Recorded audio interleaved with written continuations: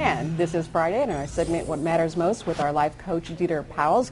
Hey, and you can trust that they'll be there every Friday. I'm here today. And you can trust that, get it? We're talking about trust. Yeah, trust. That's our issue today. We're talking about trust. And you know, this is one of those really tricky ones because once somebody has betrayed you, it's really about how you're hurt. And it's hard to rebuild trust.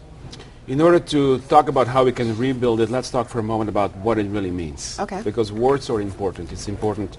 I believe that too many people use trust way too much in a general way. For example, you might be able to trust someone with your personal feelings, but maybe you don't trust the same person with your money or your car. You might trust somebody's intention, but therefore you don't trust their ability, for example. So we've got to be very, very specific.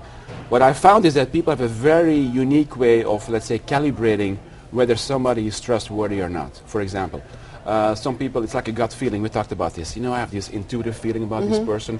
Something is good. Sometimes it could be their body language, their tone, their voice of tone.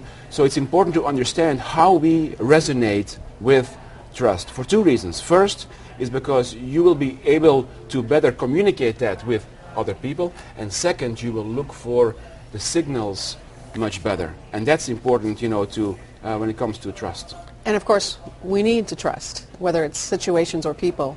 It's the most important building block of any relationship if you want it to last. Right. Because if trust falls away, security falls away, we go somewhere else. Right. Okay, we look for other ways to find security. As we should. It's important. Right. Well, what if you're betrayed? How do you start to rebuild it? Is it possible? I know that it is possible. Some people are able to do it, say in a personal relationship, but it takes a lot of work. A couple of points here. I talked about how we calibrate trust. So it's important for people to understand how they really relate to trust. So we can see the signals coming out. This person worked with me and she said, well, I didn't see it coming. And I said, well, because you were not looking for it. Right. If we don't understand, recognize the signals, so we got to trust ourselves that we're going to be okay, no matter what. Trust ourselves enough that we can take care of our own security, don't have to rely upon other people to feel secure. Right. Because that's a false security.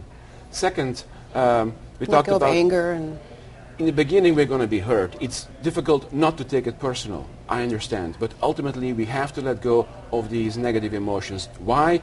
Because negative emotions over time will create chemicals in your body which will lead to disease and personal problems. just a lot of stress that you'll be carrying around, and for what?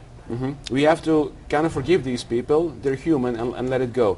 And third, go ahead. What do you mean when you say don't polarize trust?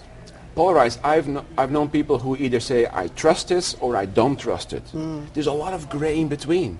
And if we polarize trust, what happens is we start building walls around ourselves. We isolate ourselves from other people. So we really have to stay connected with other people, but be skeptical. Be aware of your signals, because I think trust is something that either builds up or it erodes.